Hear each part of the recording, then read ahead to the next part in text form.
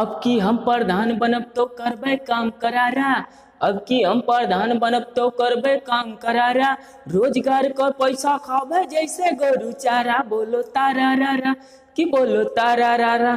तो जय हिंद दोस्तों, आज हम लोग बात करने वाले हैं पाकिस्तान की स्थिति के बारे में कि यानी कि क्या कारण हुआ कि पाकिस्तान के प्रधानमंत्री इमरान खान ने जो उसमें जिसमें रहते थे यानी कि प्रधानमंत्री आवास को ही बेचने की बात कर दी, यानी कि किराए पर रखने की बात कर दी। आखिर क्या हुआ, क्या कारण हुआ, क्यों ये अपना ऐसा कदम उठाए हैं, इस चीज के बारे में आज हम लोग समझेंगे। पर उसके पहले हम समझ लेते हैं कि पाकिस्तान की जो जीडीपी है वो मात्र $250 मिलियन की है। कितनी है?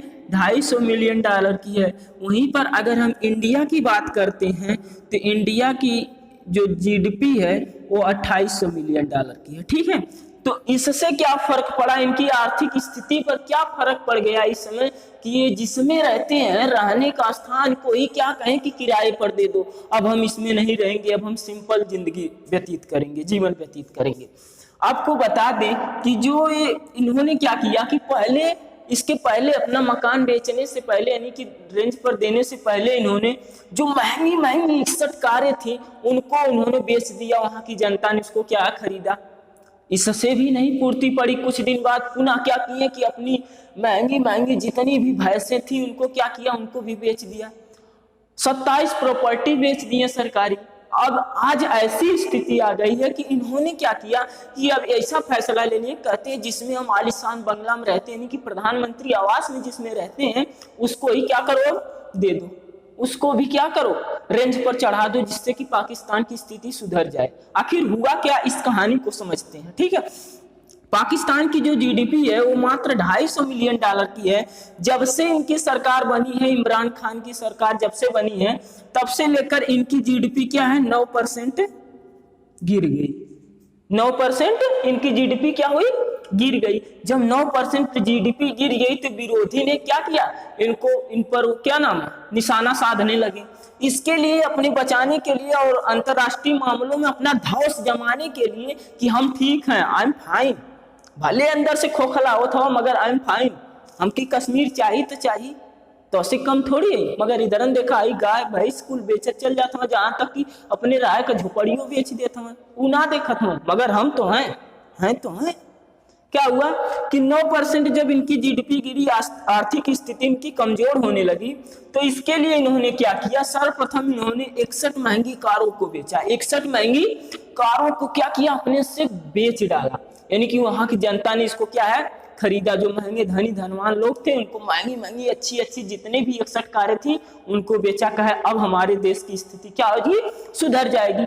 मगर कार बेचने से स्थिति सुधरी है, उसको भी बेचे फिर भी नई स्थिति सुधरी। कुछ दिन बाद ऐसी स्थिति आई कि क्या है कि इन्होंने इनके यहाँ की जो अच्छी नस्ल की भैंसें थी, अच्छी नस्ल की जो भैंसें थी, बहुत अच्छा काम दूध देती थी, अच्छी कैटेगरी की थी, उनको भी इन्होंने बेच दिया। और उससे क्या है कि $200 मिलियन कमाए।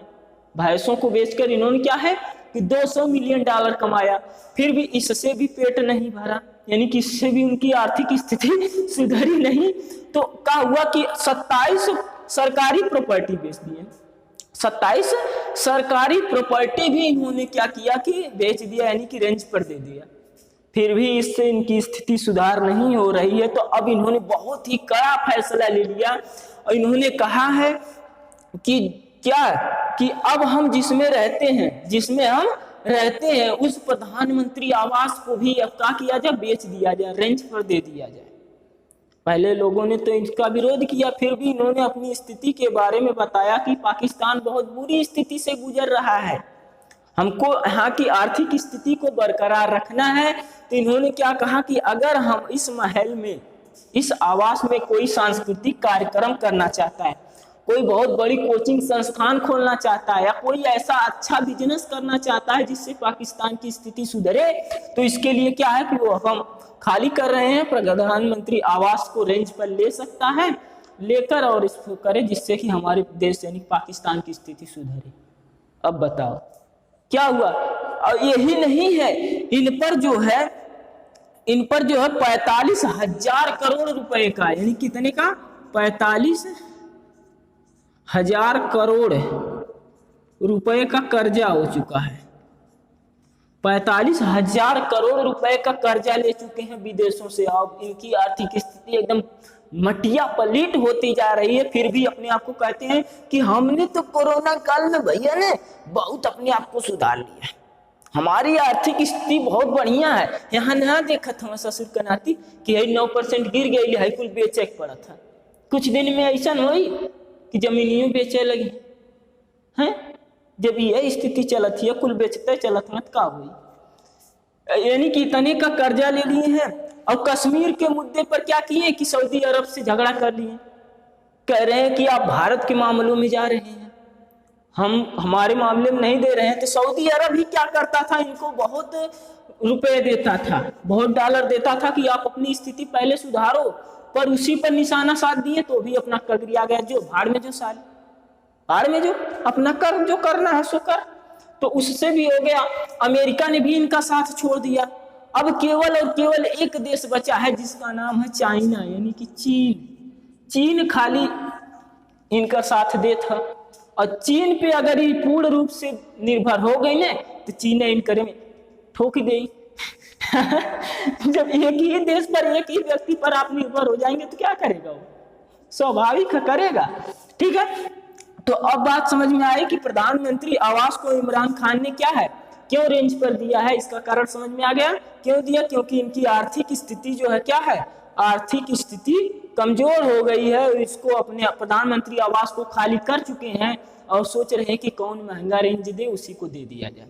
ठीक है, अगर हमारी बात समझ में आई हो तो बहुत अच्छा है। इसके लिए हम फिर से मिलते हैं नेक्स्ट वीडियो में, तब तक के लिए जय हिंद।